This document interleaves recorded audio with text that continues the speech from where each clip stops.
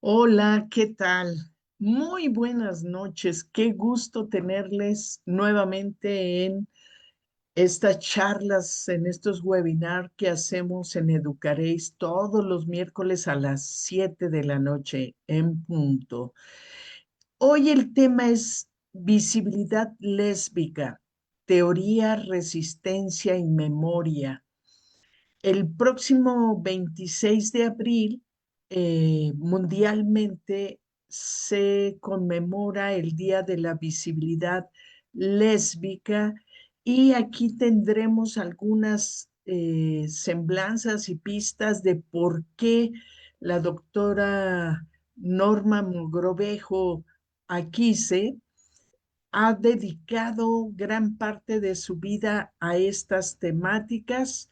Voy a leerles un poco cuál es su semblanza para que la conozcan.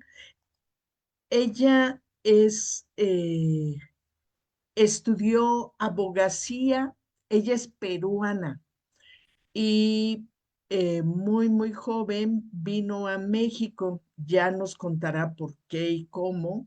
También es socióloga y, e hizo el doctorado en estudios latinoamericanos. En 1989 se exilia en México. Ella es profesora investigadora de la Universidad Autónoma de la Ciudad de México, es lesbianóloga, reflexiona con sus pares dialogantes sobre modelos civilizatorios que han impuesto a los cuerpos, a la sexualidad, al pensamiento, a la obediencia y a la explotación económica, y también sobre las formas de construir comunidades estratégicas fuera del mandato Estado, nación, heterosexualidad, clase, raza. Ha publicado libros sobre el movimiento lésbico de Abya Yala, un amor que se atrevió a decir su nombre, la lucha de las lesbianas y su relación con el movimiento homosexual y feminista en Abya Yala, contra el amor, poliamor, relaciones abiertas, sexo casual, reflexiones de lesbianas de Abya Yala, del sexilio al matrimonio, ciudadanía sexual en la era del consumo liberal, dos estudios de caso, migración y sexilio político, madres lesbianas, familias resignificadas, poco sexo, más clase y mucha raza, entre otros. Bueno, pues esas son algunas de sus publicaciones y la charla de hoy la tenemos grabada porque eh, ella está haciendo un año sabático en Brasilia, perdón, en Bahía, en Brasil, y pues era necesario el poder charlar con ella. Tenemos horas de diferencia y por eso fue mejor grabarla, pero aquí tenemos toda la charla. Espero que sea de su agrado.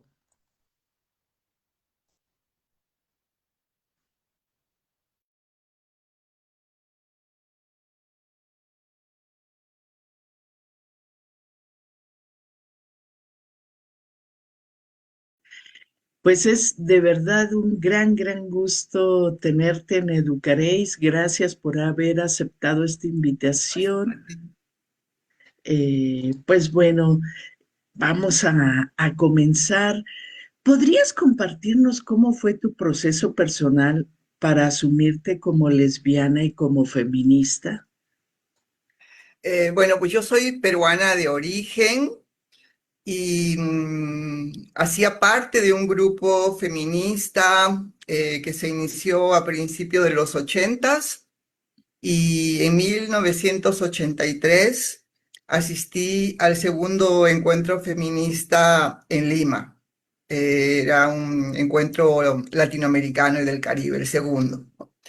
Y en este encuentro, pues yo conocí a un grupo de lesbianas que eran así como las más irruptoras del encuentro, las más transgresoras, las más gritonas, ¿no? Y yo me quedé, pero impactada con esta imagen de mujeres libres, ¿no? Y las empecé a seguir para todo lado. Y bueno, pues ahí tuve mi primera experiencia sexoafectiva con una mujer y esto me abrió una pues posibilidad muy amplia de ver la vida, ¿no? Desde las mujeres y desde la autonomía y desde la libertad, ¿no? Este fue, digamos, mi inicio de asumirme como lesbiana y feminista, desde el activismo feminista, porque además entendí, ¿no?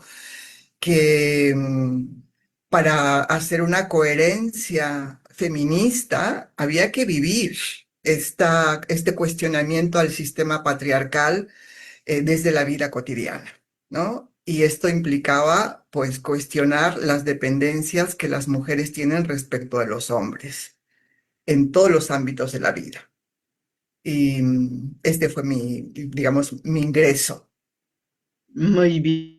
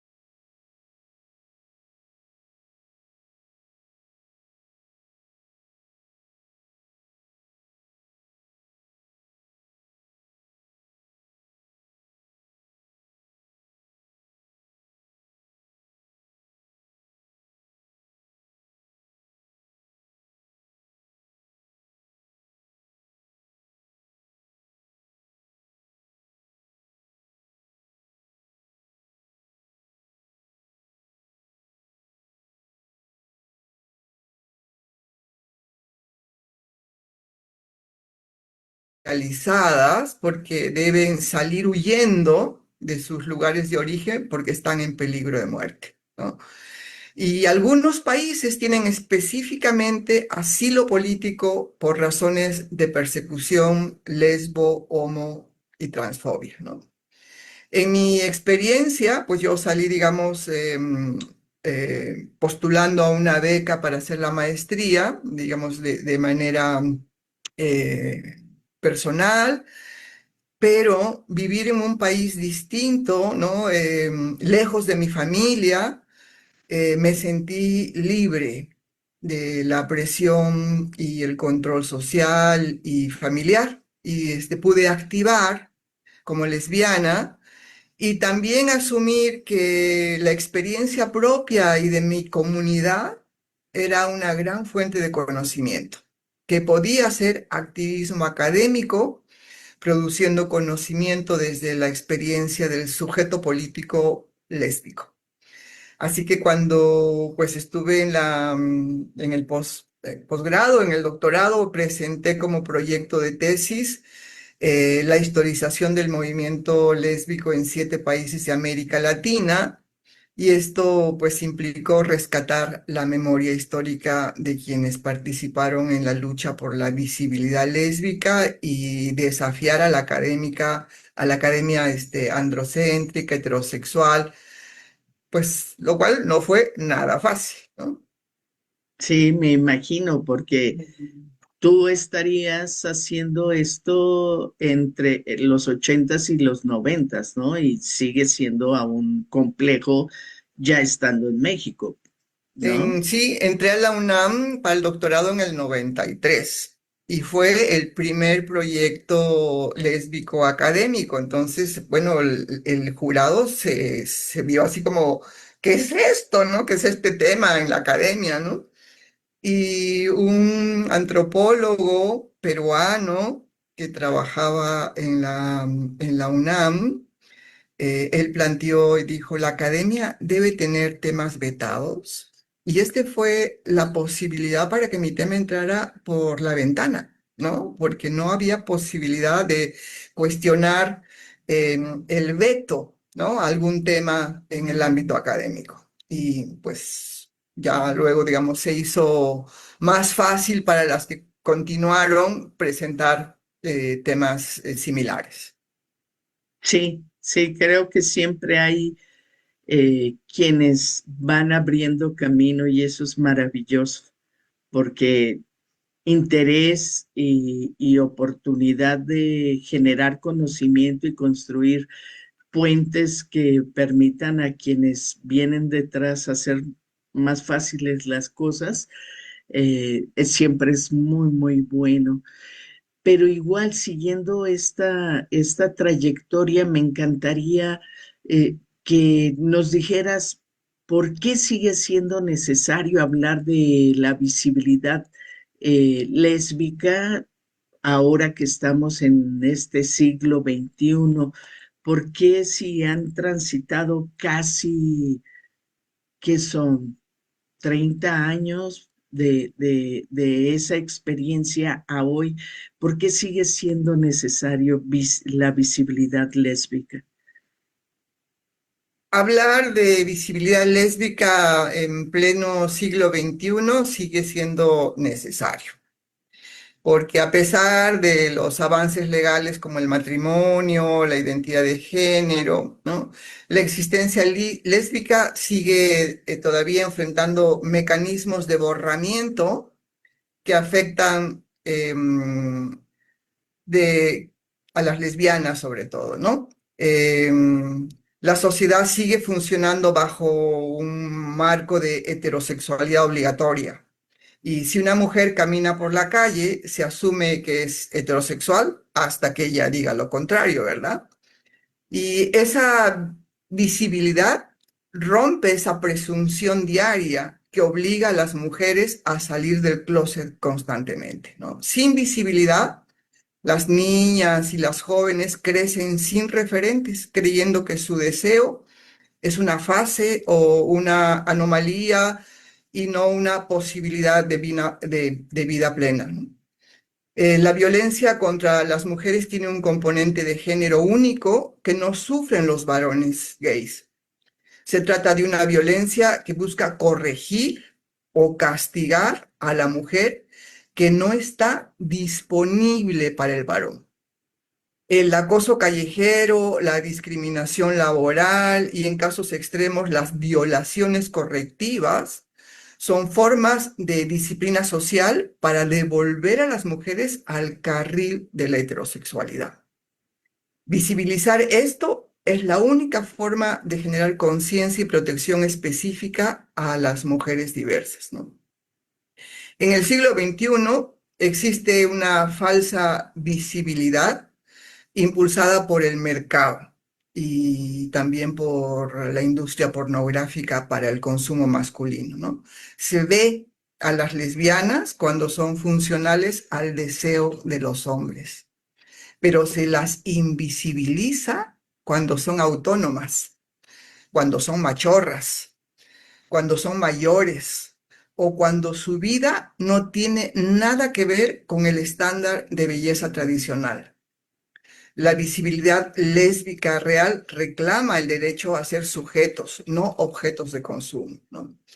A menudo dentro del propio paraguas LGBT, ¿no? Las agendas suelen estar lideradas por hombres.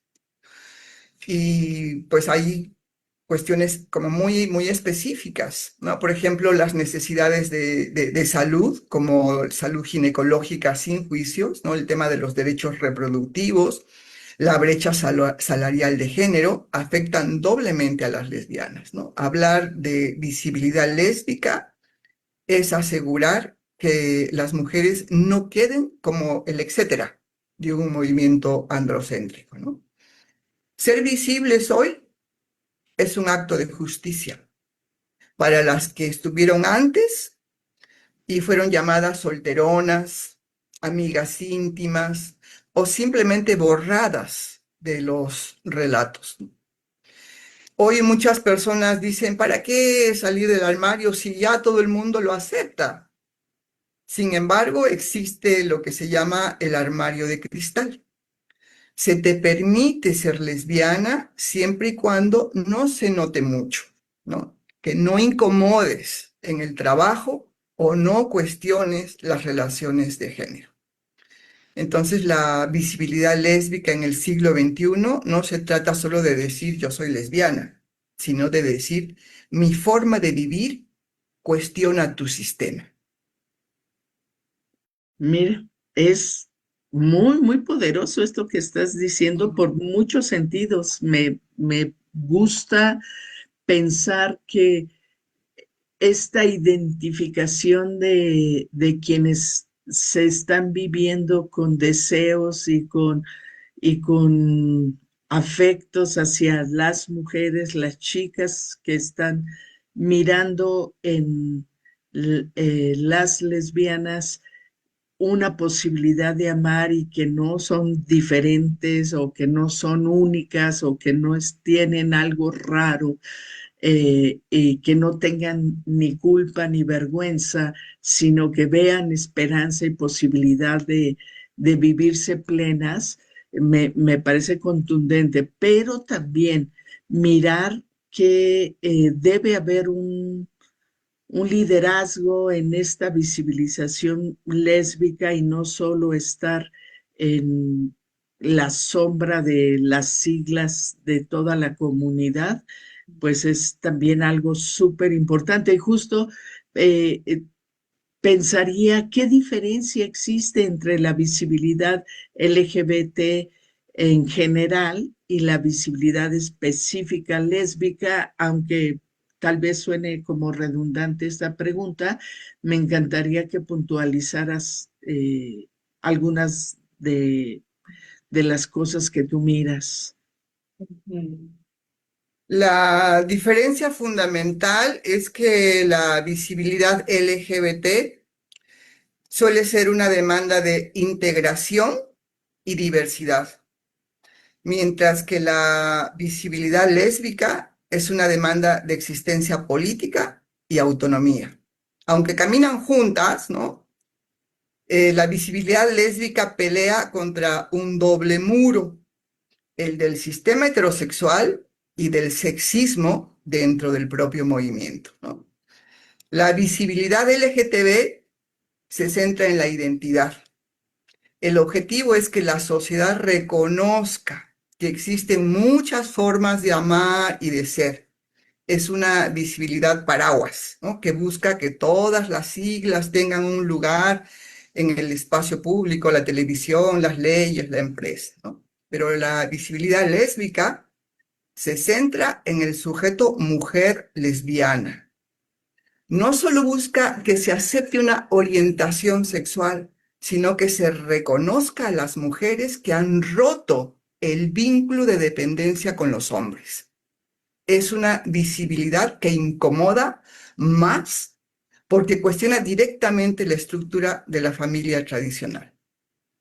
La visibilidad LGBT históricamente ha sido una visibilidad masculinizada. Cuando pensamos en lo gay, la imagen pues, que tenemos es un hombre cisgénero, ¿no? Con recursos, con el uso de la publicidad, donde ellos son los protagonistas, ¿no? Y la visibilidad lésbica lucha contra el borramiento. A menudo las lesbianas quedan reducidas al etcétera del movimiento, ¿no? La visibilidad es específicamente lésbica, significa exigir que se hable de salud ginecológica, de brecha salarial, de género, de violencias específicas como el acoso por no ser femenina, que los hombres gays no viven. ¿Y cuáles son las formas actuales de invisibilización que enfrentan las lesbianas? Mm, Pues a pesar de la aparente apertura social, ¿no? que creemos que vivimos, la invisibilización de las lesbianas en la actualidad pues ha mutado. Ya no es solo el silencio absoluto, sino formas más sofisticadas de borramiento y asimilación. Hay una invisibilidad epistémica, ¿no? Las lesbianas no aparecemos en la historia, en la ciencia, en la filosofía, en ningún texto escolar, ¿no? Entonces, todos los procesos educativos, pues no se habla de lesbianas, y esto parece que las lesbianas, pues, o el lesbianismo es algo anormal, ¿no? Y cuando hay algunos temas que más o menos tocan la diferencia, ¿no? Por ejemplo, este paraguas queer o LGTB que ya se habla en la academia, ¿no?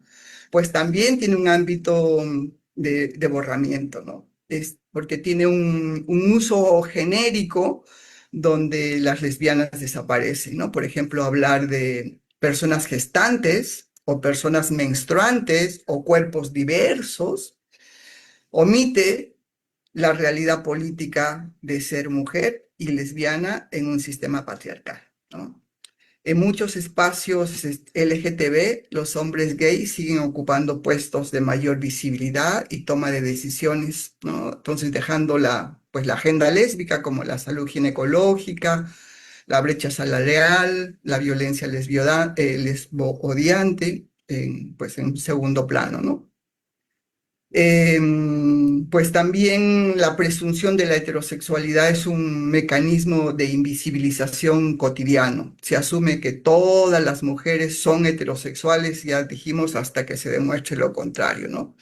Esto obliga a las lesbianas a un trabajo emocional constante de salir del armario, ¿no? En el médico, en el trabajo, en las reuniones familiares.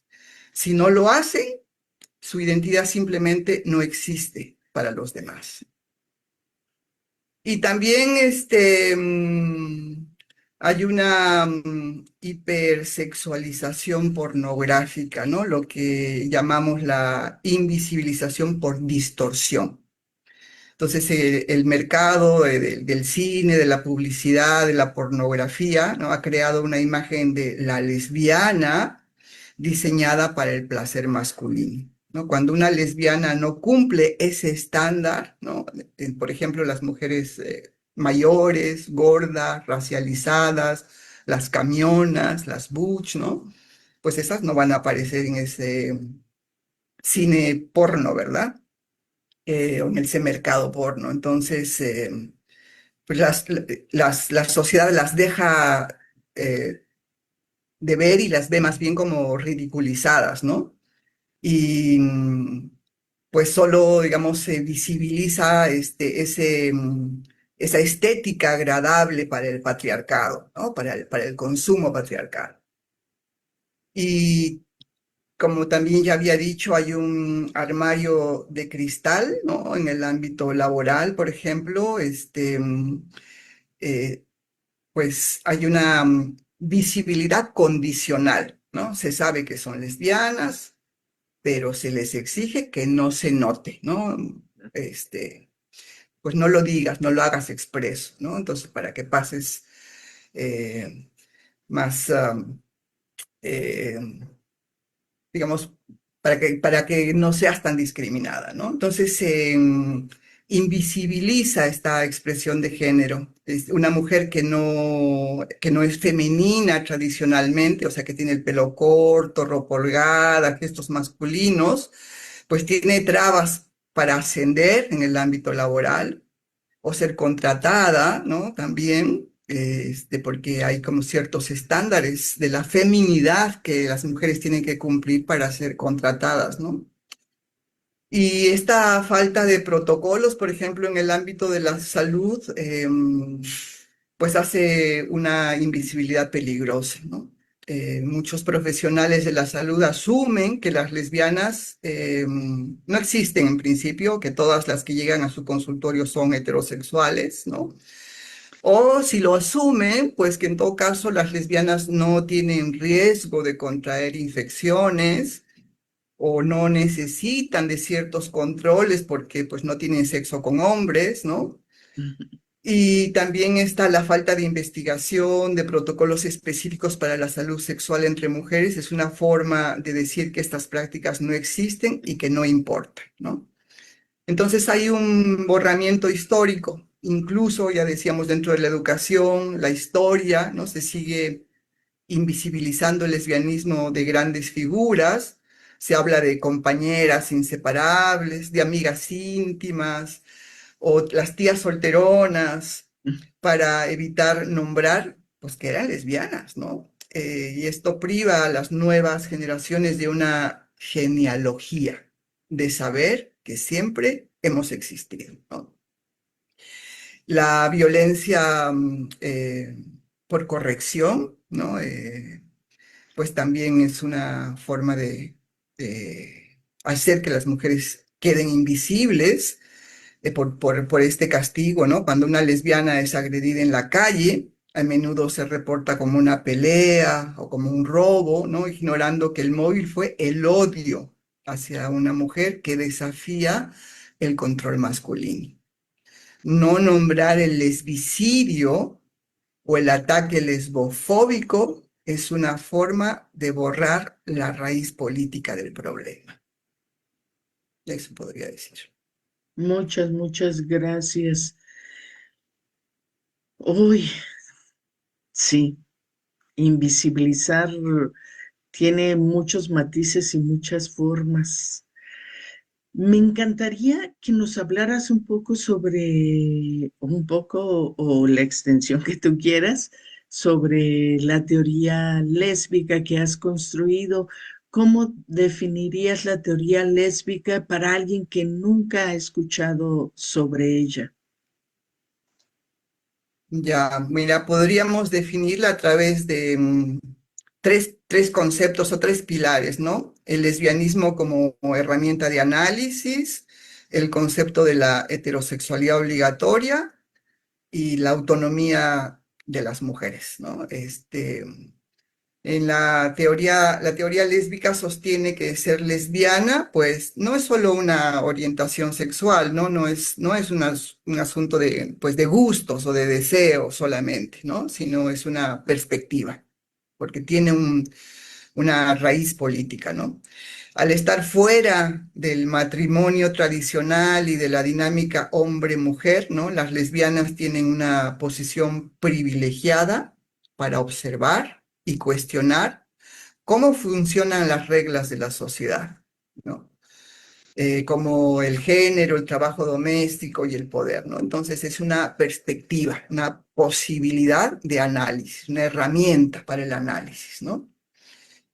Ahora, el concepto de heterosexualidad obligatoria, que es uno de los aportes más famosos que nos trae Adrian Rich, ¿no? Explica que la heterosexualidad no es solo lo normal, ¿no? Sino un sistema político impuesto.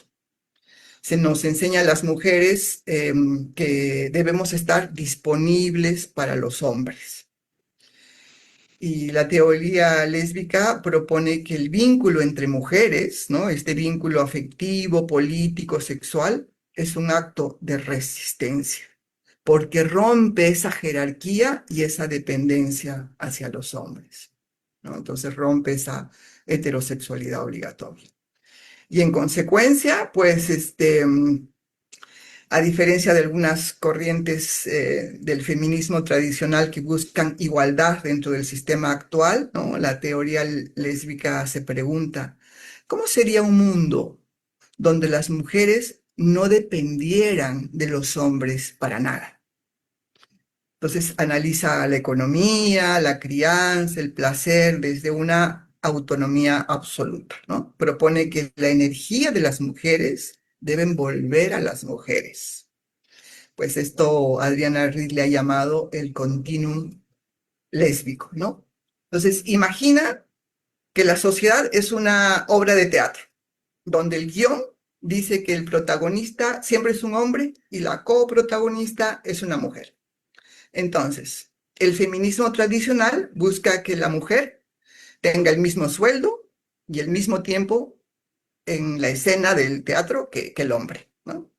Pero la teoría lésbica directamente se sale del teatro, escribe una obra nueva donde no hay necesidad de un protagonista masculino y monte el escenario en otro lugar. Esto a grandes rasgos. Esta analogía con el teatro deja súper claro, ¿no? Cuál es la intencionalidad de esta base de la teoría lésbica al hablar de la autonomía. Me parece súper bueno. ¿Y en qué se diferencia? Bueno, ya creo que está un poco claro la teoría lésbica del feminismo en general o o también sobre los estudios LGBT. Creo que esta analogía también lo deja bastante claro. No sé si quieras agregar algo o está bien con Pues ello. si quieres, pues mira, por ejemplo, yo diría, ¿no? Para el feminismo dice, queremos el mismo poder que los hombres, ¿no? Lo LGTB dice, queremos derecho a amar a quien querramos. Y la teoría lésbica dice, queremos dejar de alimentar el sistema que nos obliga a estar disponible para los hombres.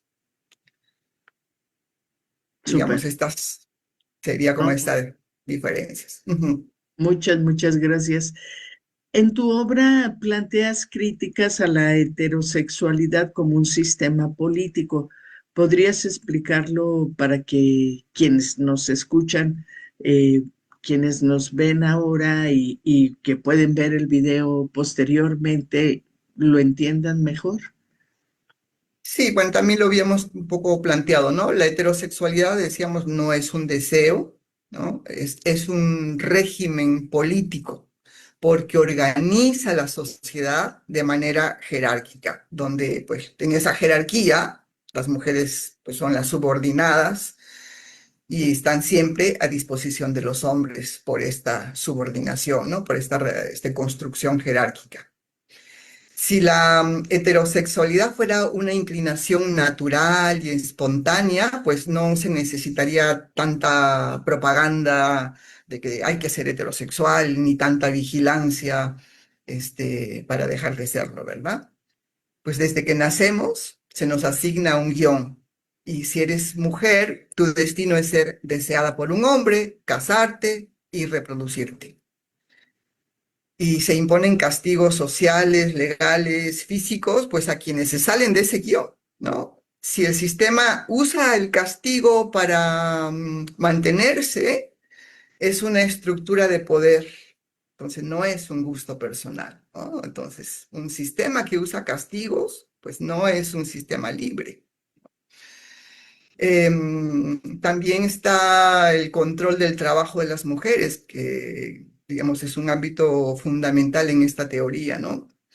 La heterosexualidad destina a las mujeres el papel de madre esposas, ¿no? Como lo decía esta Marcela Lagarde, y el trabajo doméstico gratuito, pues en este papel de madre esposas, en el encierro del mundo doméstico. Y este trabajo, pues, gratuito que hacen las mujeres, lo que Marx diría que es la plusvalía, ¿no? Es el plusvalor, que en realidad que es lo que sostiene la economía de un país, es ese trabajo gratuito de las mujeres, ¿no? Eh, pues es muy importante que se mantenga. Por eso es tan importante para la sociedad controlar la sexualidad de las mujeres para que no se fuguen de la heterosexualidad, para que sigan sosteniendo la economía política con su trabajo doméstico gratuito, pues al que se le dice trabajo por amor, ¿no? Entonces, por amor cocinan, por amor planchan, por amor barren, por amor hacen ese trabajo gratuito. Y todo trabajo gratuito es trabajo esclavo, ¿no? Entonces, el control del trabajo de las mujeres es sumamente importante, ¿no? Para mantener ese sistema heterosexual. Y ese sistema heterosexual se posibilita, pues gracias al matrimonio heterosexual, que Carol Pateman nos dice, es un contrato sexual, ¿no? No es nada más un contrato político, es un contrato sexual, donde la mujer entrega su capacidad reproductiva, su trabajo doméstico, su apoyo emocional a cambio de protección y estatus social. Si las mujeres no estuvieran obligadas a vincularse con un hombre, el sistema económico actual colapsaría, porque nadie se haría cargo de ese trabajo gratuito. Y pues este concepto de heterosexualidad sostiene la categoría de hombre y mujer, ¿no? Entonces la heterosexualidad solo permite la existencia de la mujer porque existe el hombre que la domina y viceversa, ¿no? Estas categorías, pues nos decía Monique Wittig, no son biológicas, sino que son políticas, son rangos de poder.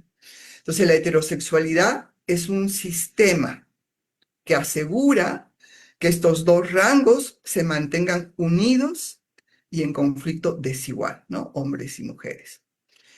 Y pues Adrián Rich también nos decía que esta heterosexualidad no es una elección, ¿no? Nadie dice, no, pues yo soy heterosexual porque elegí ser heterosexual, ¿no? Es obligatoria y es compulsiva, ¿no? Entonces tiene castigos sociales muy fuertes a quienes se salen de ese guión. Y pues históricamente se ha castigado la amistad entre mujeres, ¿no? Porque eso las hace independientes de los hombres, ¿no? Al obligar a cada mujer a estar atada a un hombre, se evita que las mujeres se organicen como una clase política para defender sus propios intereses. Otro tema fundamental de esta teoría es el acceso carnal y emocional, ¿no? Entonces, la heterosexualidad política establece que los hombres tienen un derecho al acceso al cuerpo de las mujeres, a su tiempo y a su energía, ¿no? Y esto incluso estaba legislado en códigos civiles, el deber conyugal, ¿no? De que las mujeres tenían la obligación de atender como los deseos sexuales de los hombres cuando ellos quisieran, ¿no? Y no tenía el nombre de violación sexual, porque era el deber conyugal, ¿no? Y entonces esto también se ve, por ejemplo, en el lenguaje, cuando se dice la mujer de alguien, ¿no? El apellido es de el hombre, ¿no? Y en el acoso callejero, pues cuando el hombre se siente con derecho de opinar sobre un cuerpo femenino, ¿no? Como que pues somos parte de la propiedad del colectivo de los hombres, ¿no? Y bueno, pues y las leyes que lo permiten, porque esas leyes han dado justamente potestad al marido sobre la esposa, ¿no? Entonces la heterosexual es un sistema político porque distribuye el poder, da privilegios masculinos sobre lo femenino, organiza la economía, se basa en la explotación del trabajo doméstico y es obligatoria. Se impone mediante la educación, la religión, las leyes y los medios de comunicación. Entonces, pues, esta heterosexualidad, como dice Monique Wittig, es un régimen político. Sin duda. Y todo está construido para que quienes realmente sustentan el poder económico sigan garantizando su condición, ¿no? Bueno, pienso que quien mueve los hilos es porque se beneficia mucho más de esta construcción de un sistema de esa magnitud. ¿Y qué significa pensar el lesbianismo como una posición política y no solo como una orientación sexual? Mm. Pues pensar el lesbianismo como una posición política significa entenderlo, pues no como un dato biográfico o como un gusto personal, ¿no? Pues lo que se ha llamado como orientación sexual, ¿no? Esto como si tuvieras una brújula que orienta tu deseo hacia un lugar, ¿no? Sino más bien como una decisión de resistencia frente a un sistema social impositivo, ¿no? Esto implica el fin de la disponibilidad para los hombres. Cuando se ve como una orientación sexual, ¿no? Esto de que pues la brújula te lleva hacia un lugar, ¿no? De quien te gusta, ¿no? Y se ve como una posición política, pues esto implica que es una negativa a servir a ese sistema patriarcal, ¿no? Entonces, ser lesbiana políticamente significa retirar tu energía sexual, emocional, económica y de cuidados a los hombres. Romper el contrato social o el contrato sexual, ¿no? Pues debe ser que rompe esta posición de la vida masculina, ese soporte que le da a los hombres la sociedad, ¿no? Y esto implica, pues, una desobediencia al mandato de género. Y pues la teoría lésbica sostiene que las categorías hombre y mujer existen solo para que uno domine al otro dentro de la heterosexualidad. Y si una mujer decide ser lesbiana política, pues está desobedeciendo esa función principal de ser mujer, ¿no? Esposa y madre, pues dentro del modelo tradicional. Entonces, ese continuum lésbico, que sería como la alianza entre mujeres, que nos decía Abrian Rich, ¿no? Es un continuo de experiencias donde las mujeres se eligen entre sí para todo, para trabajar, para cuidarse, para la amistad, para la lucha, ¿no? No es solo sexo, ¿no? Es más bien una red de apoyo, una fortaleza, como de un pacto, ¿no?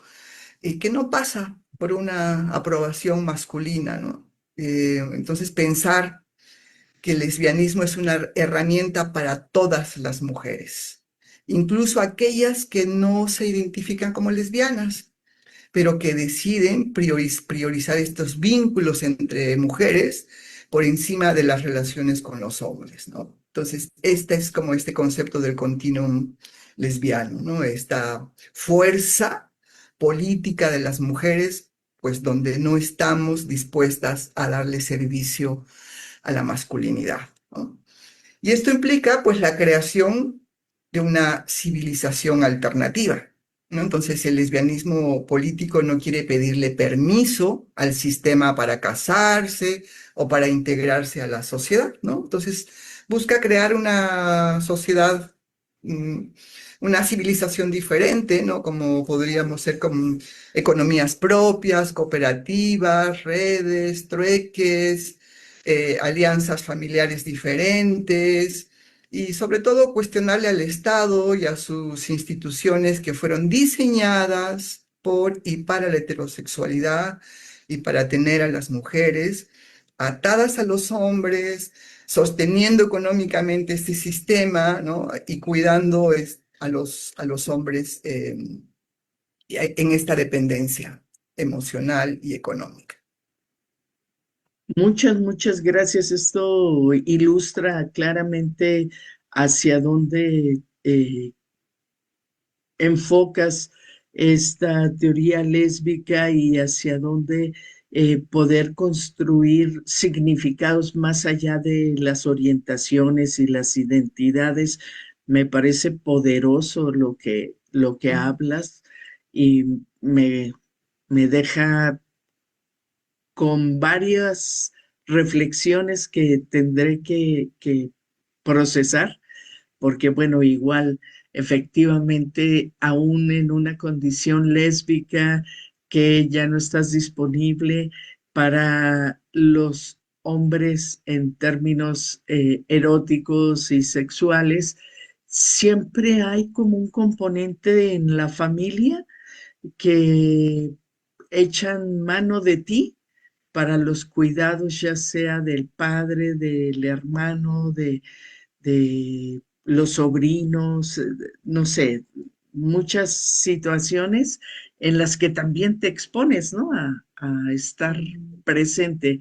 Y si hay conciencia de esta situación, pues a lo mejor eh,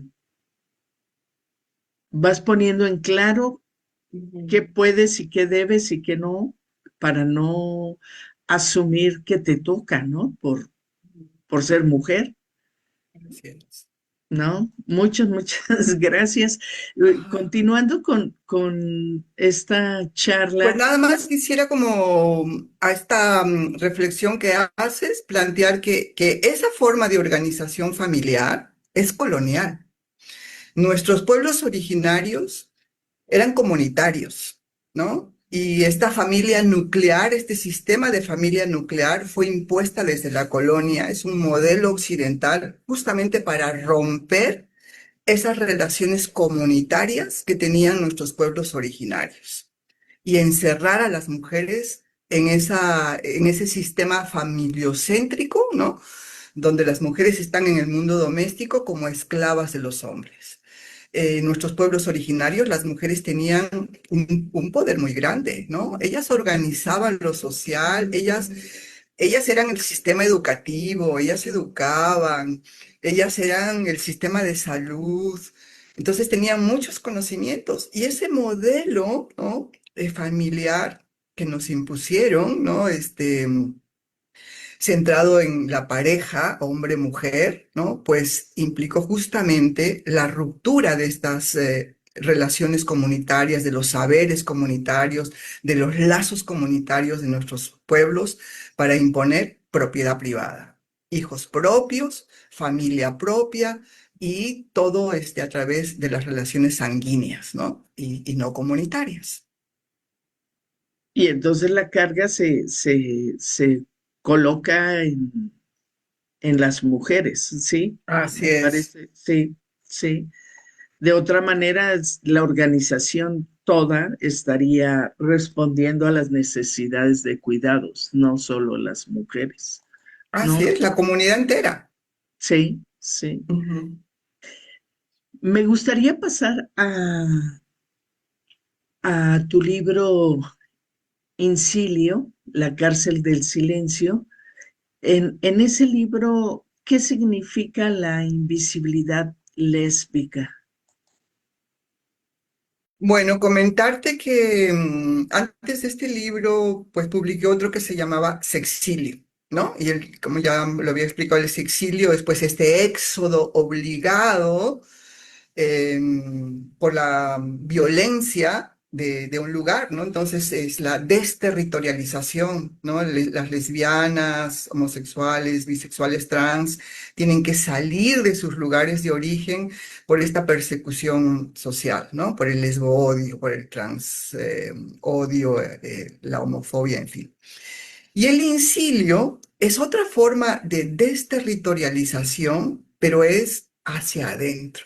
Entonces no huyes fuera del país, sino que te metes dentro de ti y te silencias, ¿no? Es un silencio obligado. Es un exilio interno, ¿no? Esta es como la metáfora central. Es una, digamos, forma de invisibilidad porque pues este silencio implica una cárcel, ¿no? Estás atrapada dentro de ti misma como una cárcel. Y esto te borra simbólicamente. Y para algunas personas, este silencio obligado, pues ha significado también una suerte de silencio estratégico, porque sobre todo para generaciones de mujeres que ya son grandes, que tuvieron que vivir mucha más violencia, ¿no? Em, Ejercer su lesbianismo en el espacio de lo privado, ¿no? Que para ellas es como este silencio estratégico, implicaba ponerlas a salvo de la violencia, ¿no? Y no tener que decirlo, pues implicaba para ellas tener una libertad dentro de el ámbito doméstico, ¿no? Y ellas decían, bueno, pues tenemos nuestra libertad aquí, pero pues esto también significa una rendición a las reglas de la heterosexualidad obligatoria, porque el callarte o el mentir, ¿no? O el aparentar, pues significa que estás validando, legitimando a la heterosexualidad como la única forma válida de vida, ¿no? Y, y este incilio, pues todavía existe, ¿no? Porque hay castigos sociales muy grandes, hay violencia física, hay violencia sexual con las ¿cómo se llama? Las violaciones correctivas, ¿no? Y bueno, porque además esta invisibilidad que se busca, ¿no? Asegura ese modelo de mujer, madre, esposa, ¿no? Que siga preservándose como una opción libre posible, ¿no? Y esto pues también implica la pérdida de la memoria y de una genealogía lesbiana, ¿no? O sea, callarnos, meternos dentro de nuestro mundo interno, a esta cárcel, es negar que tenemos una presencia histórica, física, territorial, pues en esta munda, ¿no? Y que somos parte de esta munda y necesitamos estar en esta munda abiertamente y visiblemente, ¿no? Sí, en una parte del libro encontraba que afirmabas que esto que ya decías, el silencio es una forma de opresión, pero también es una forma de resistencia. ¿Cómo lo miras? Pues mira, actualmente, por ejemplo, vivimos circunstancias complejas con el crimen organizado y el mundo de los cárteles, ¿no? En muchas ciudades, en muchos espacios sociales, no solamente en México, en gran parte de América Latina y del país. Y la cultura narco impone una cultura heterosexualizante muy fuerte, ¿no? Las mujeres buchonas que tienen que ser hiperfemeninas al servicio de estos hombres heroicos que están arriesgando su vida y que pueden ser muertos en un cruce de fuego en cualquier momento, ¿no? Ser lesbiana en este contexto es un riesgo sumamente grande, ¿no? Porque están rompiendo esta regla de comportamiento en un contexto muy violento, ¿no? Donde el fuego cruzado es permanente y ese fuego puede estar dirigido más que cruzado, ¿no? Entonces, en estos espacios, por ejemplo, las lesbianas han encontrado, pues, como sus formas estratégicas de resistir, sus espacios estratégicos de encuentros, ¿no? Han buscado espacios donde estén más a salvo, menos expuestas, eh, y esta es una forma de resistencia, ¿no? Entonces salen a la calle, hay lugares donde pueden agarrarse de la mano, hay lugares donde pueden expresar sus afectos, donde se sienten que están en riesgo, pues no lo hacen para preservar sus vidas, ¿no? Y esto también pues tiene una importancia fundamental, preservar tu vida, Sí, ¿no? Seguir existiendo, ¿no? sí, Aunque fundamentalmente como lesbiana, ¿no? Hay que preservarlas. sí. Hablemos de otro libro tuyo, en Un amor que se atrevió a decir su nombre. ¿Cómo ha sido la relación entre el movimiento lésbico, feminista y homosexual? Bueno, pues este libro habla de esta relación triangular, ¿no? Entre las lesbianas, las feministas y los homosexuales, ¿no? En los años 70 y 80 fundamentalmente. Pues en esta época las feministas tenían un estigma muy grande hacia las lesbianas y pues tenían una agenda fundamentalmente heterosexual, ¿no? Ellas no incluían para nada las demandas de las lesbianas porque tenían este miedo tan grande a ser confundidas como lesbianas y que su lucha, ¿no? sea deslegitimada. Y entonces nos pedían que nos ocultáramos, que no habláramos, que no expresáramos que somos lesbianas, porque pues eso iba a estigmatizar al movimiento feminista en general. Entonces movimiento feminista aparecía como un feminismo heterosexual hasta que las lesbianas dijeron, alto, ¿no? Existimos, estamos y proponemos, ¿no? Y somos las que trabajamos, las que hacemos y las que salimos y las que luchamos, ¿no?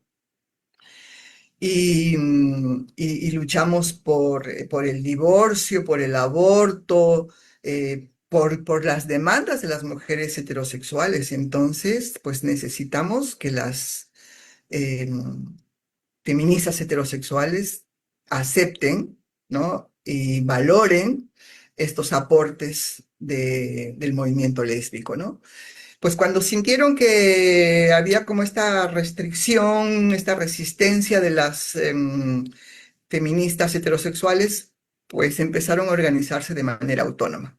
De la misma manera que con el movimiento homosexual por su androcentrismo y su falocentrismo, ¿no?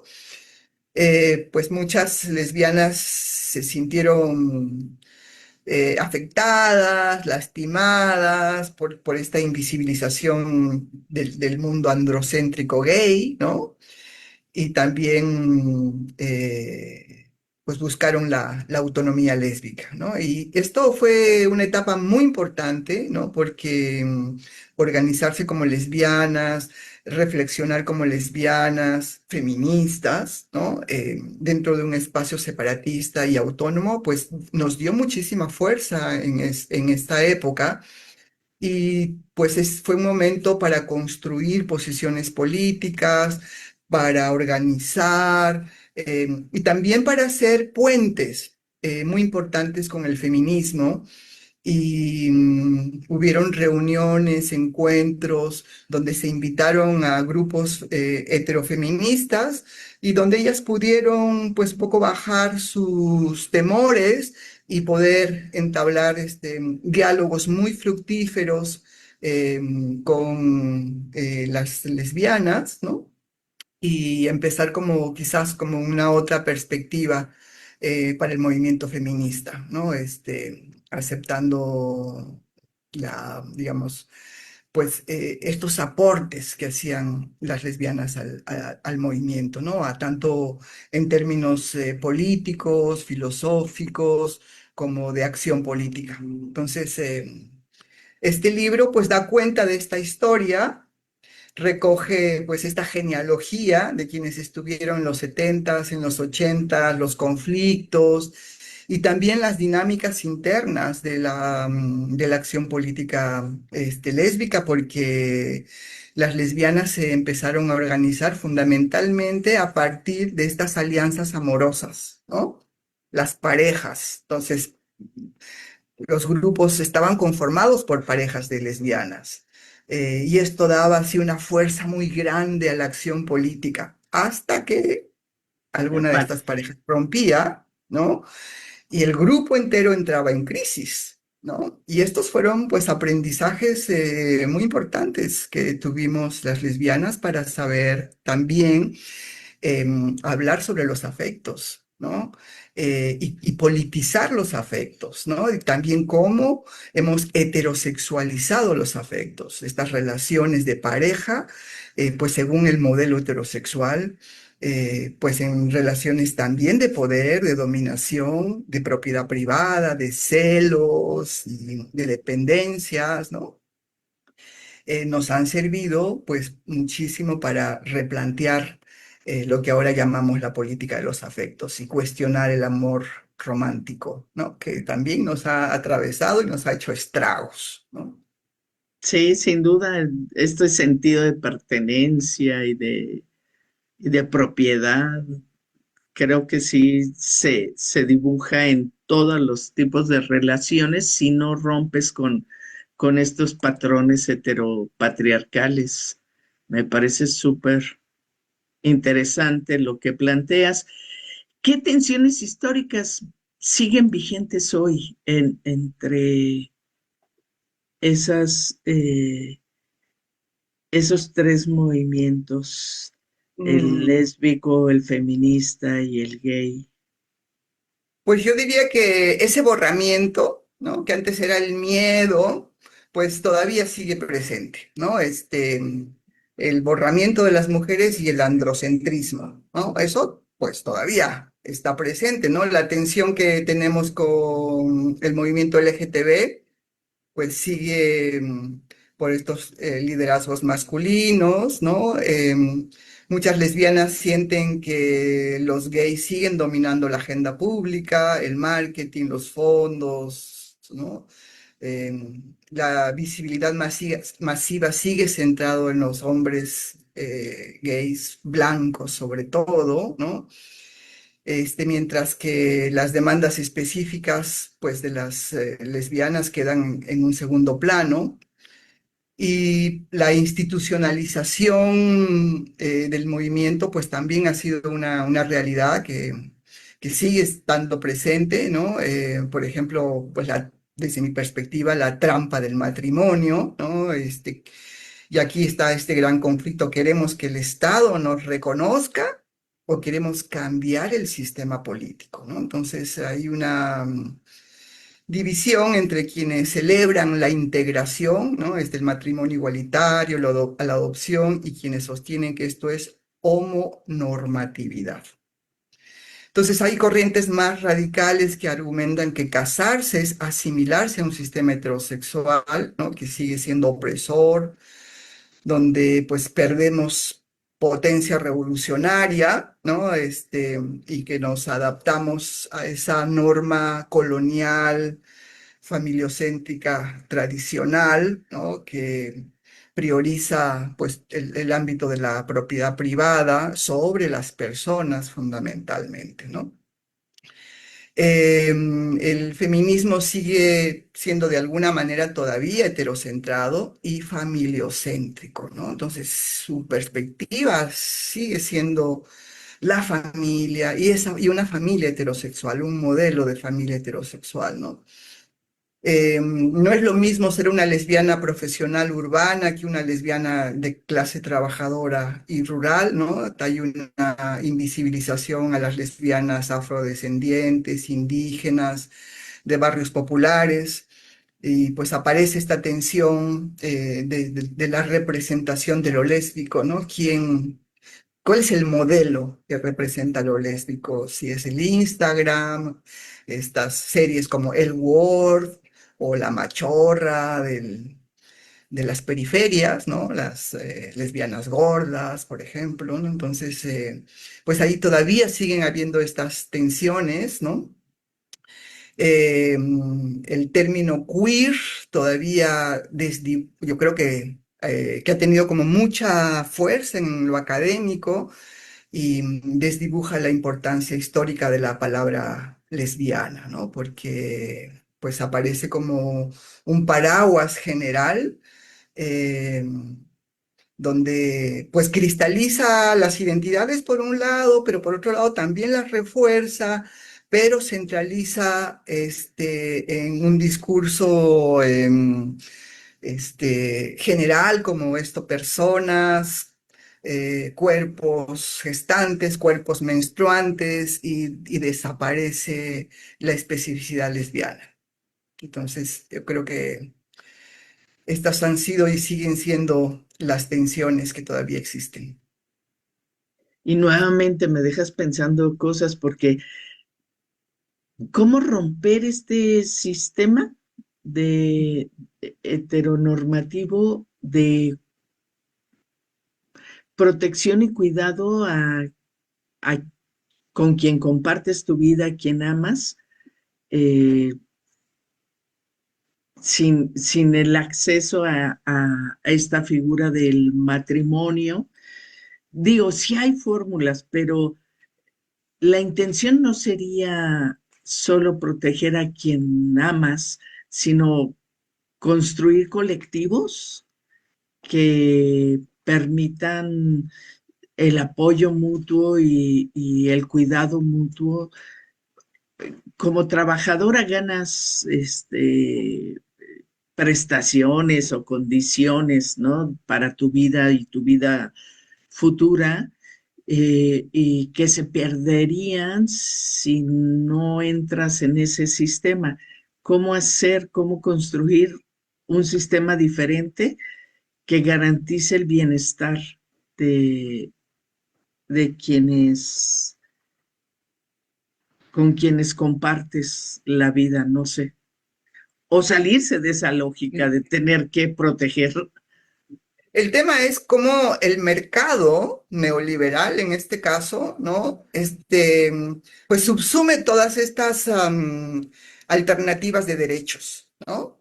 Y te reconoce en la medida en que seas consumidor o consumidora de ese mercado.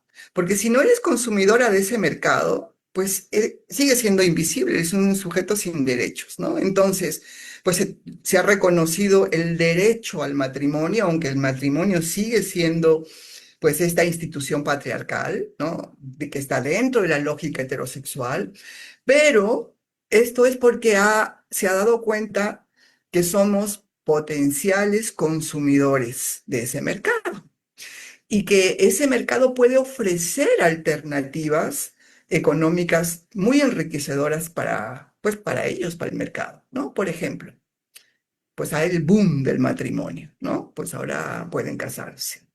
¿Y qué viene después del matrimonio? Pues el boom de los hijos, ¿no? Entonces hay un mercado neoliberal de la reproducción asistida, que este mercado había sido creado para las heterosexuales que no podían tener hijos, pero se dio cuenta que las lesbianas eran un nicho importantísimo para ese mercado. Entonces genera una serie de dispositivos, ¿no? De reglas de juego de ese mercado que tiene efectos, ¿no? En lo que implica justamente en la continuación de un sistema colonial, ¿no? Por ejemplo, el mercado de la reproducción asistida que te da opciones cada vez más sofisticadas en que tú puedes tener tus hijos con tu propio ADN, incubados en el vientre de tu pareja, en fin, ¿no? Pero necesitan de una semilla, ¿no? Una semilla masculina. Y hay bancos de semillas masculinas, ¿no? Bancos de semen. Y las reglas de ese mercado para aceptar esas semillas masculinas solo son de hombres blancos, capacitistas, ¿no? O sea, que no tengan ninguna discapacidad, y que tengan, pues, ciertas características incluso intelectuales. De tal manera que la clienta lesbiana que desea tener un hijo tenga la oportunidad de investigar en ese mercado de semillas, que la semillita que va a elegir, ¿no? Sea de un hombre blanco, con ojos azules, con pelo rubio, con un IQ elevado, que no tenga ninguna discapacidad en 7 generaciones por arriba y 7 generaciones colaterales, o sea que no haya ninguna margen de error. ¿Esto qué significa? El mejoramiento de la raza, ¿no? Porque entonces, pues las lesbianas, que en su mayoría somos mestizas o indígenas, están teniendo hijos blanquitos, rubitos, ojos azules, altos, en fin, qué es lo que están eligiendo, ¿no? Promoviendo. Esto es muy simbólico, pues porque implica también un etnocidio, implica que nuestra raza no es elegible, implica que el capacitismo es un tema importante, que cualquier tipo de discapacidad, pues hay que desecharla como opción posible, ¿no? Para la vida humana. Entonces, el mercado tiene sus trampas muy condicionantes, ¿no? Para los hombres les ofrece los vientres de alquiler.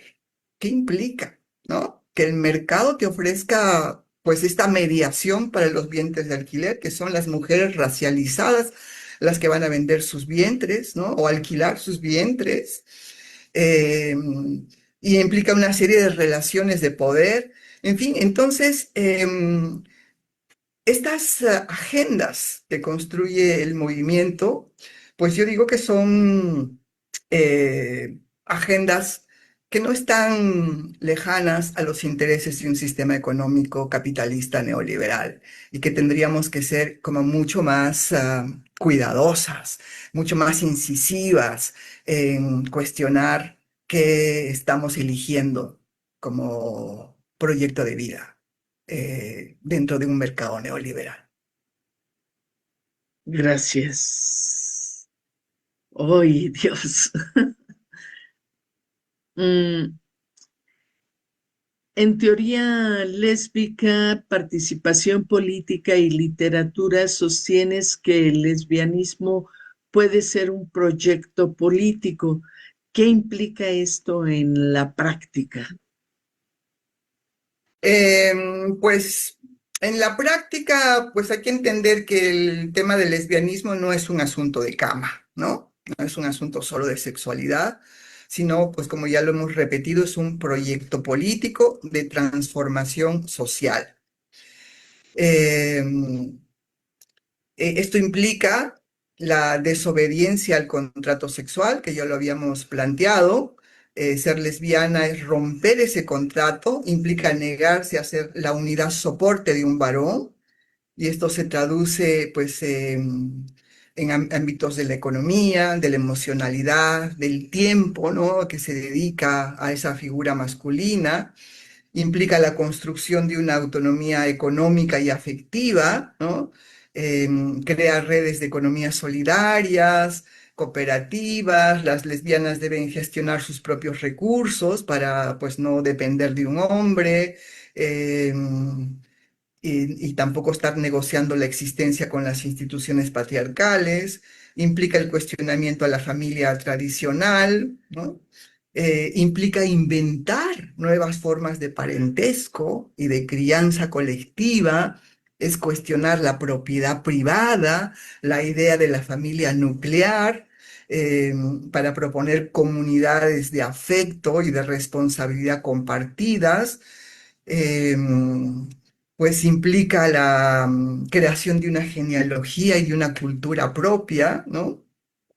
Significa pues dejar de leer el mundo con ojos ajenos, implica producir arte, libros, espacios de pensamiento que nombren la realidad lésbica sin pedir permiso al canon masculino, ¿no? Y esto es pues rescatar la historia de las que estuvieron antes, pues para que las que nuevas que lleguen no se sientan que habitan un vacío. Esto. Muchas, muchas, muchas gracias. ¿Y cómo se construye lo que llamas cuerpas lesbianas como sujetas políticas? Bueno, pues este concepto de la cuerpa lesbiana tiene una conexión muy grande con el tema del territorio, ¿no?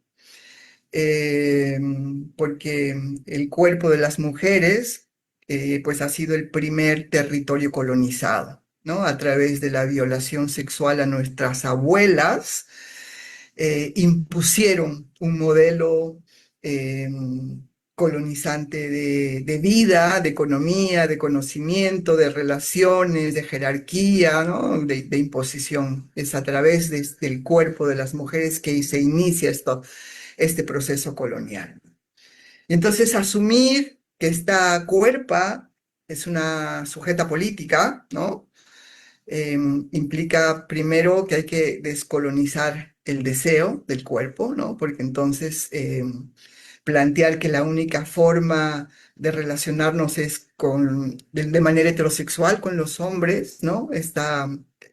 Pues es una forma colonial de percibir la vida. La heterosexualidad es colonial, ¿no? Es un modelo colonial, ¿no? Que coloniza a las mujeres, que cree que su libertad y su liberación es cuando llegan al matrimonio, ¿no? Y entonces todo está diseñado que el amor romántico, pues para que ellas crean que el príncipe azul las va a llevar a este mundo ideal del matrimonio. Y esa es una verdadera falacia porque las lleva a la esclavitud, ¿no?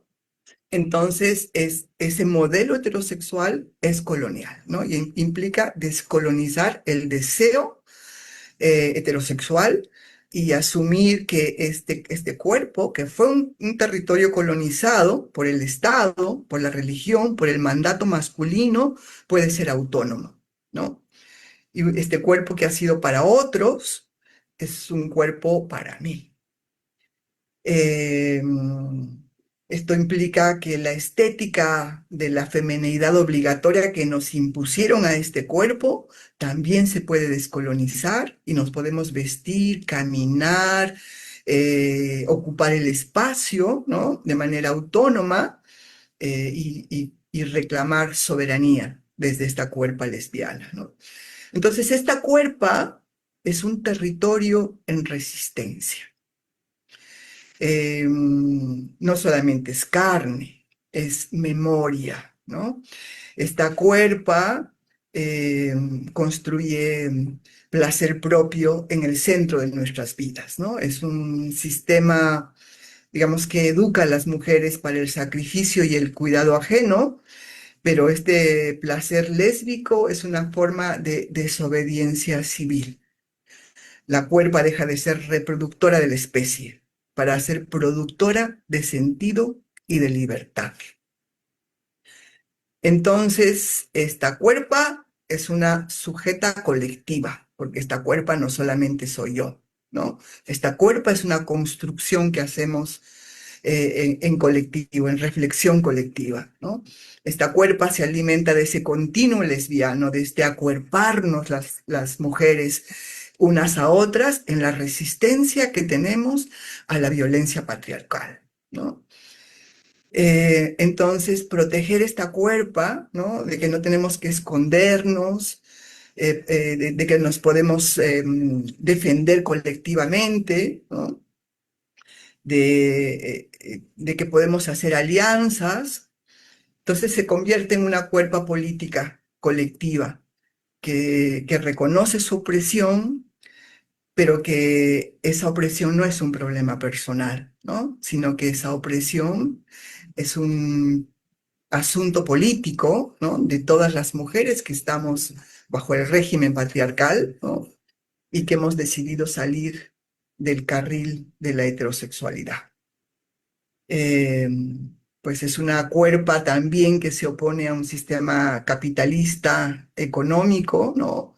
Que ha privatizado el tema de los cuidados, ¿no? Que ha puesto en este cuerpo de mujer todo el tema de los cuidados de la familia, del mundo, de los adultos mayores, de los demás, ¿no?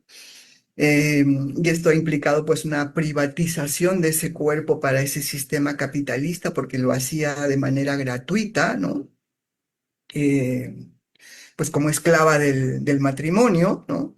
Pues implica que cuestionar esas formas de relación, cuestionar de que somos la media naranja, cuestionar que somos propiedad privada de los hombres, nos da un sentido de pertenencia, ¿no? A nosotras mismas. No le pertenecemos al otro, no le pertenecemos a los hombres, nos pertenecemos a nosotras, ¿no? Y entonces, pues esta cuerpa ha servido para desmantelar el romanticismo patriarcal, el amor como sacrificio, la trampa de la exclusividad. También esta cuerpa ha servido para hacer una crítica al poliamor liberal, ¿no? Al consumo de los cuerpos. Eh, es una cuerpa que busca un apoyo mutuo, ¿no?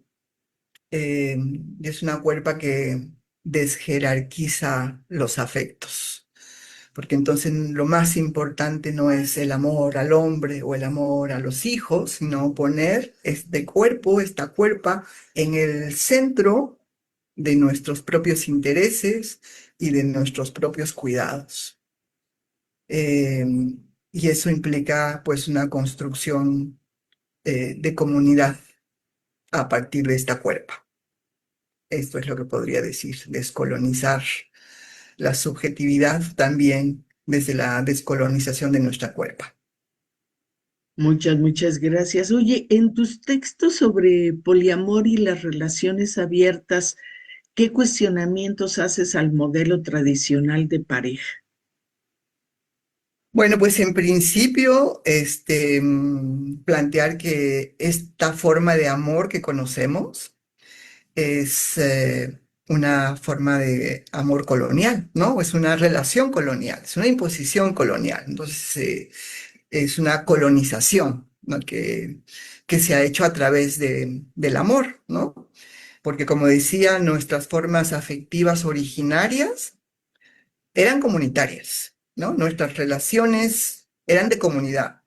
Ujú, Muchas de las formas de organización social de nuestros pueblos originarios eran comunitarios y en muchos pueblos la monogamia no era una norma. La monogamia fue traída también con la colonia a través de la iglesia y del concepto del pecado, ¿no? Entonces, en nuestros pueblos comunitarios no existía el concepto del pecado, porque este es un concepto cristiano, ¿no? Las relaciones eran pues mucho más libertarias, digamos, ¿no? Más libres del género, ¿no? Más libres de la propiedad, porque pues los conceptos de propiedad eran totalmente diferentes, ¿no? Eran organizaciones para la sobrevivencia, ¿no? Sobre todo. Entonces, es fundamental aceptar, ¿no? Que este modelo occidental que tenemos es un modelo de colonización. Es un modelo que ha priorizado este amor romántico que lleva a las mujeres al matrimonio para la esclavización doméstica. Y por medio de esa esclavización doméstica, de la plusvalía de su trabajo, ¿no? Porque es trabajo gratuito, ¿no? Entonces genera plusvalía para el sistema capitalista. Es ese trabajo el que sostiene el sistema capitalista. Y entonces es importante que las mujeres se preserven dentro del mundo de la heterosexualidad monogámica, al servicio de un hombre, ¿no? Bueno, pues esto implica cuestionar ese modelo, ¿no? Ese modelo nuclear de familia. Y también cuestionar otros modelos que han habido y que hemos creído que eran liberadores, como el poliamor, ¿no? El poliamor se planteó como un modelo de liberación a la monogamia obligatoria, pero también tiene sus formas jerárquicas de construcción, ¿no? Polimonogamia, ¿no? Entonces son relaciones de exclusividad, relaciones principales y secundarias, en fin, pero no ha cuestionado el amor como un modelo político de relación social jerárquico. Entonces, hay autoras que dicen que el amor es un régimen político, porque también el amor organiza lo social y lo organiza de manera jerárquica, ¿no?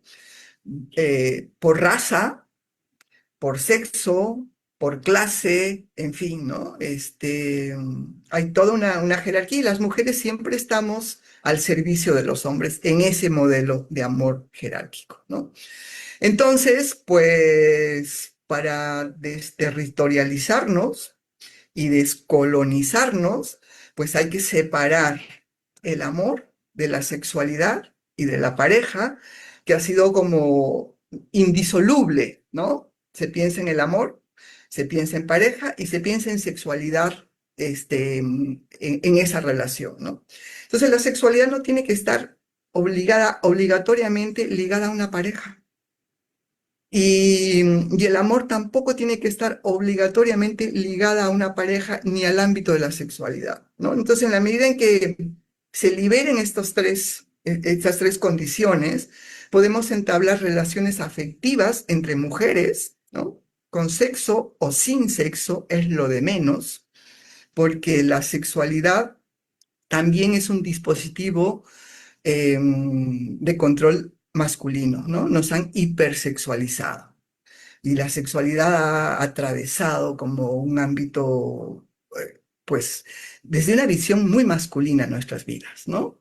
Entonces, pues esta afectividad entre mujeres, la amistad entre mujeres, es lo que denominamos el contraamor, una forma de relación distinta, diferente, digamos, de solidaridad.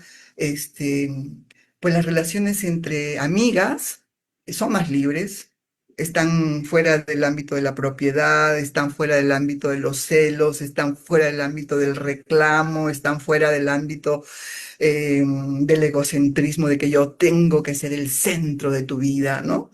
Entonces, pues estas relaciones múltiples de amistad nos sostienen la vida y nos dan otra perspectiva de la política de los afectos.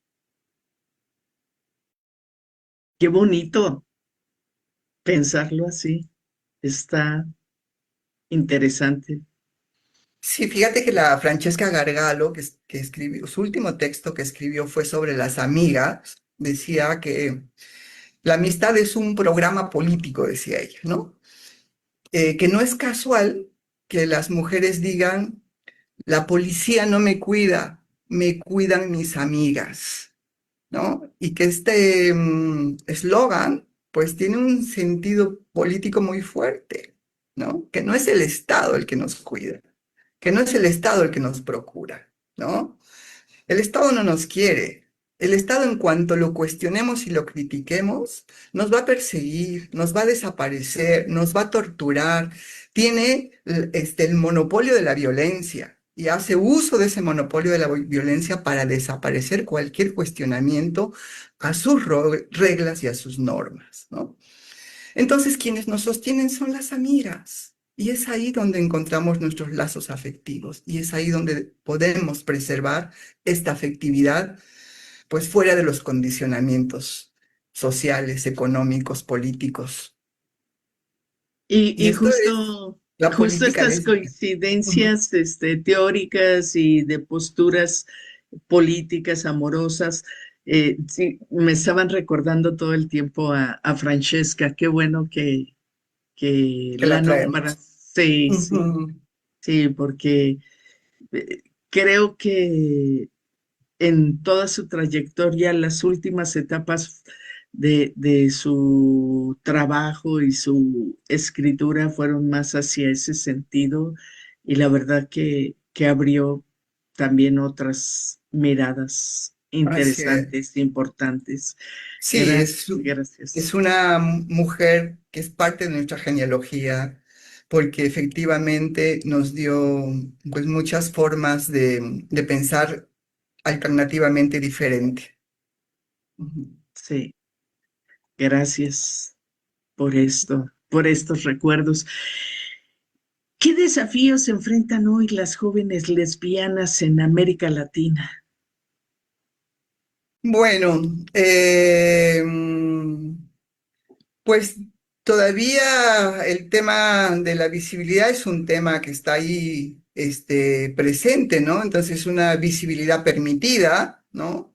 Siempre y cuando sea funcional al mercado, decíamos, ¿no? Que sean consumidoras de una estética, de una moda, de un ocio, que esté, digamos, manejada por los estándares neoliberales, ¿no? Y esto, pues, ha implicado una despolitización muy grande de nuestra comunidad, ¿no? Entonces, para muchas lesbianas, el uso de las APs, de las citas, digamos, yendo a los bares, eh, pues olvida, ¿no? O borra que estamos en una estructura de poder, ¿no? Donde está la familia, la iglesia y el Estado intactas, ¿no? Que el ser lesbiana desde este lugar no toca estos puntos fundamentales de las estructuras de poder, ¿no? Eh, Todavía está presente el tema de las violaciones correctivas en muchos lugares, ¿no? Y también el lesbicidio, ¿no? El hecho de que no se hable del lesbicidio, se habla de feminicidio. y los asesinatos a mujeres lesbianas por el hecho de ser lesbianas no tiene una denominación específica como lesbicidio.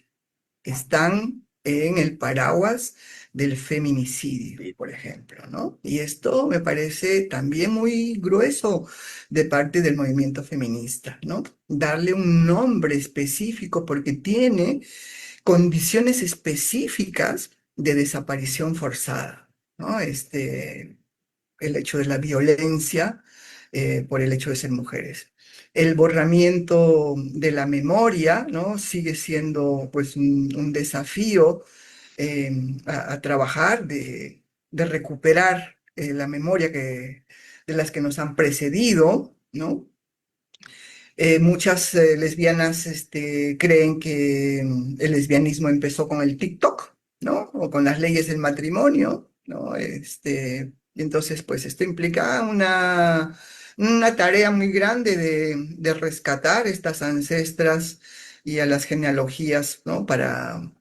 Pues, para hacernos presente que esto no empieza hoy, ¿no? Y que la tarea que tenemos es una tarea de transformación de las relaciones jerárquicas de esta vida, ¿no? Eh, También tenemos pues todavía los problemas como desafíos en términos del acceso al empleo digno, ¿no? Que esto decía que atraviesa por una estética femenina, ¿no? Quienes no tienen esta estética femenina tienen menos posibilidades de acceso al empleo, ¿no? Como las machorras o las camionas, ¿no? Tienen menos opciones y pues la falta de autonomía económica obliga en muchos casos a permanecer en familias violentas, ¿no? A tener que esconderse para poder comer y tener un techo, ¿no? El tema del reincilio, ¿no? ¿Qué más podemos decir? Pues también hay un desafío de hacer estas redes, ¿no? De espacios físicos de seguridad, ¿no? En espacios como el que decía que pues estamos atravesadas por la violencia del narco, ¿no? Entonces es necesario generar estas redes de soporte, de saber dónde estamos, en qué espacios de seguridad podemos habitar, ¿no? Tenemos el desafío de hablar de la especificidad de la opresión lésbica, ¿no? De que no se nos puede callar en nuestras formas de expresión de nuestra historia, de nuestra experiencia como lesbianas, ¿no?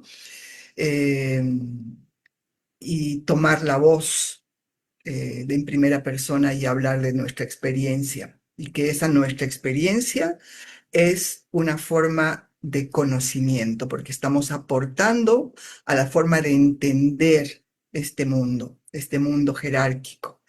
Eh, y ese sigue siendo un desafío, hablar desde la rebeldía, ¿no? Como sujetas políticas. Eh, pues esto diría que son los desafíos que se me ocurren ahora. Gracias.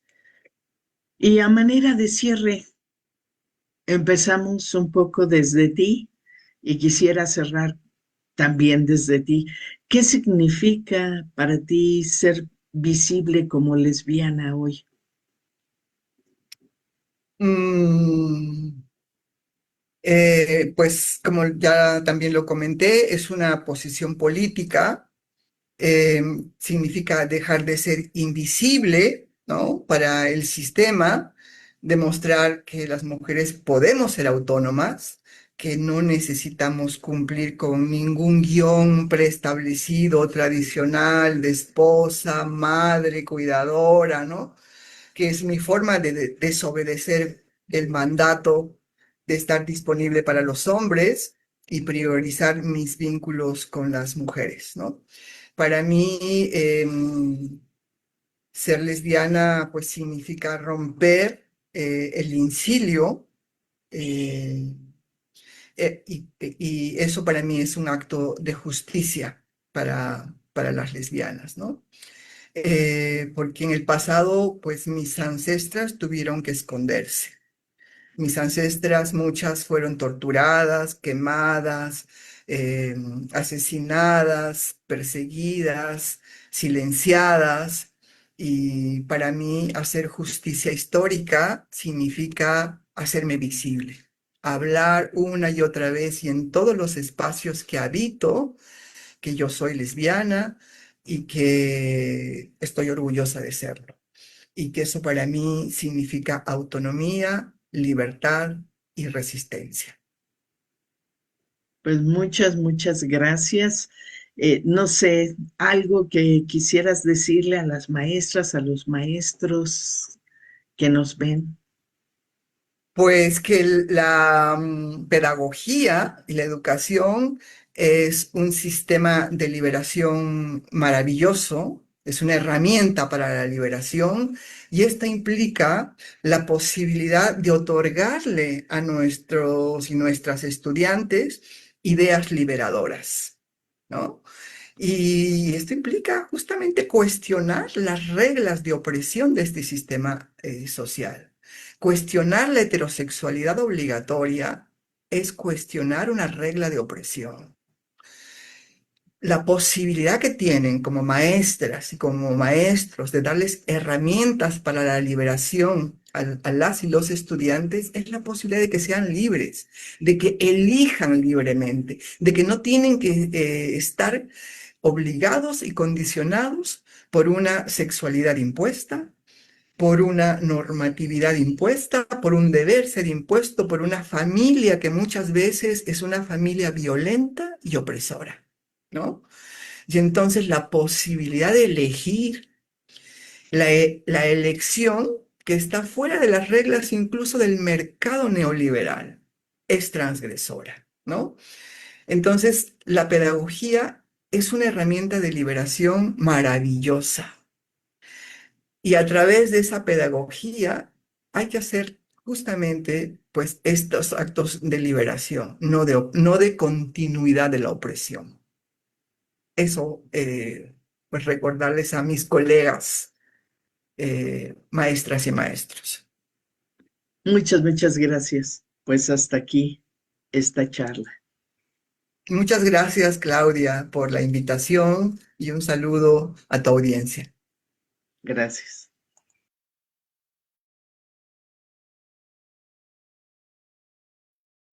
Bueno, fue un poco larga la charla de esta noche, pero la verdad es que llena de mucho conocimiento, llena de posturas muy importantes que debemos observar.